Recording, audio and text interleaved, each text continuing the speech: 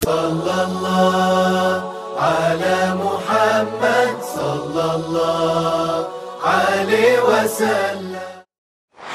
Bismillahirrahmanirrahim.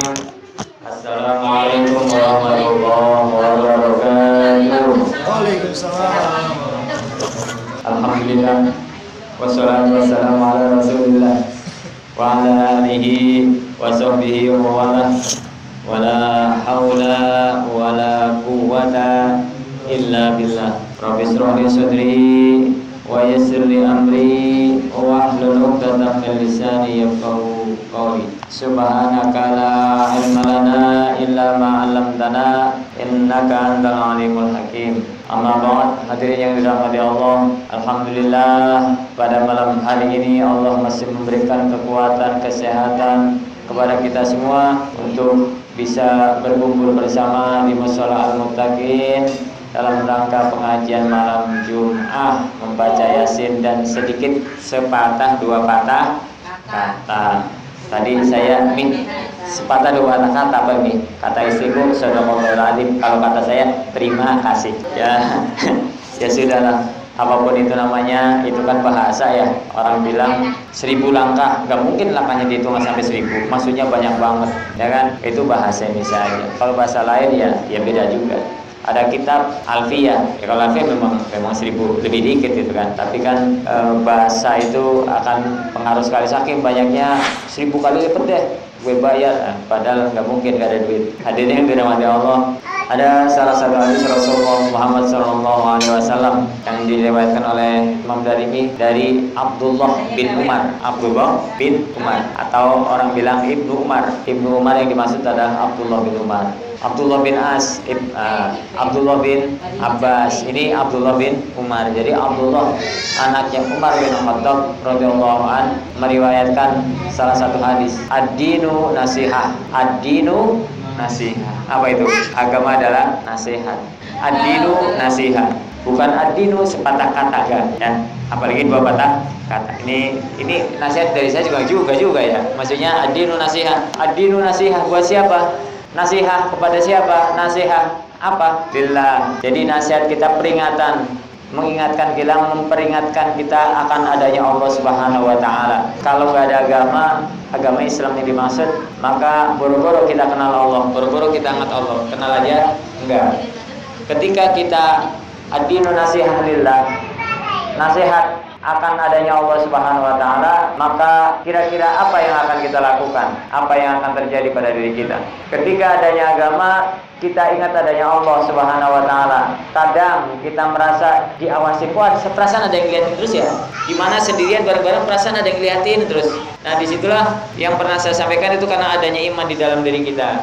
Makanya ad-dinu nasihat. Maka kita mau ngapain, ingat adanya Allah. Mau berbuat ini, ingat adanya Allah. Bahkan melakukan sesuatu pun harus karena Allah Subhanahu wa taala. Lillah, baik itu karena Allah, untuk Allah, ataupun milik Allah. Maka semuanya adalah lillahi rabbil alamin.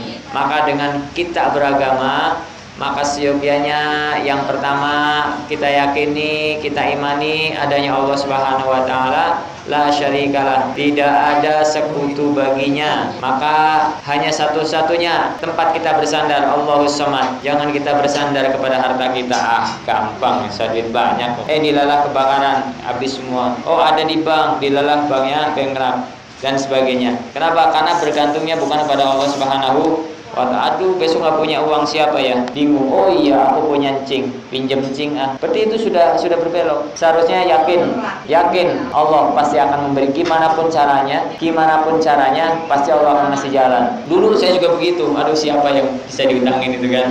Siapa yang aku punya kenalan bagus nih, biasa saya pinjam, besok gampang ke sana. Itu berarti tidak yakin benar adanya Allah Subhanahu wa taala. Maka ketika yakin adanya Allah Subhanahu wa taala, maka yakinlah bahwasanya Allah yang akan memberikan rezeki kita. Ketika rezeki kita sudah habis kan, kalau di WA itu kan, ketika rezekimu habis maka ajal akan datang.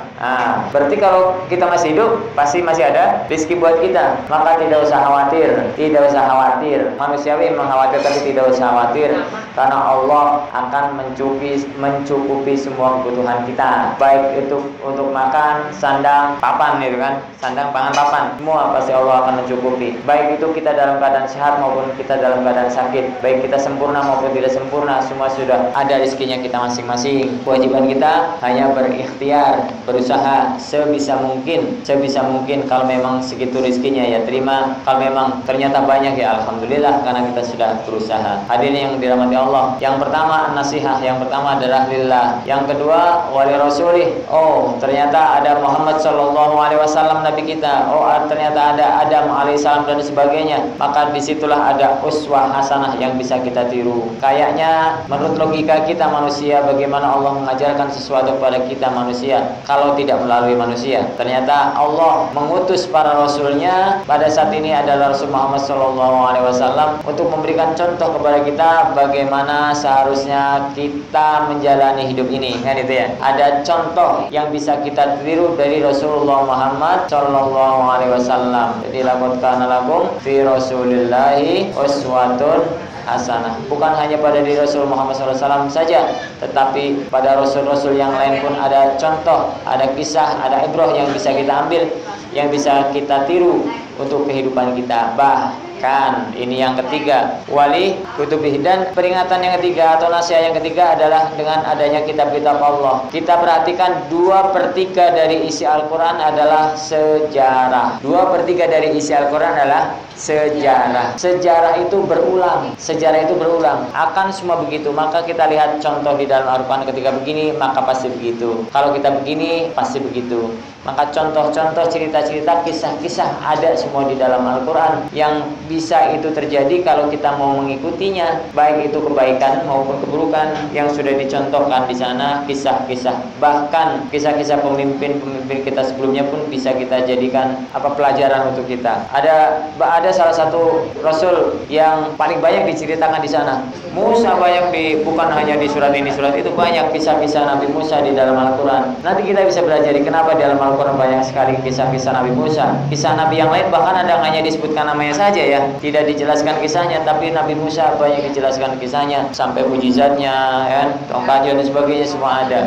Nah, karena banyaklah, minimal kita bisa mengambil pelajaran bahwasanya Nabi Musa itu berjuang, berdakwah bukan hanya untuk kaumnya saja, bukan terhadap keluarganya saja, tetapi terhadap pemimpin. Satu, Firaun adalah ayah angkatnya, yang kedua beliau adalah pemimpin yang zalim yang di sana. Jadi berdakwah kepada pemimpin itu tidaklah mudah, tidaklah gampang. Bahkan di sana kan wazirum min ali Harun akhi. Jadi Nabi Musa meminta bantuan berupa manusia untuk menemani dalam berdakwah, yaitu Harun akhi, Harun saudaraku. Ayat sebelumnya gimana? Rabbi shrah li sadri wa yassir amri wahlul 'uqdatam min lisani yafqahu qawli. Nanti diteruskannya ayatnya wazirum min ali Harun akhi ustud bi azri di surat Thaha. Jadi ketika Nabi Musa alaihissalam diperintahkan oleh Allah untuk datang kepada Firaun untuk berdakwah, di sana Nabi Musa berdoa memohon kepada Allah, Rabbi shrah li sadri wa yassir li amri wahlul 'uqdatam min lisani yafqahu qawli. Karena berdakwah kepada keluarga itu lebih berat, lebih susah tantangannya dibandingkan dakwah kepada orang lain. Ngajarin anak orang lebih mudah dibanding ngajarin anak sendiri. Ngajarin anak orang mah sabarnya minta ampun, di sekolah sabar, di mana sabar gitu kan.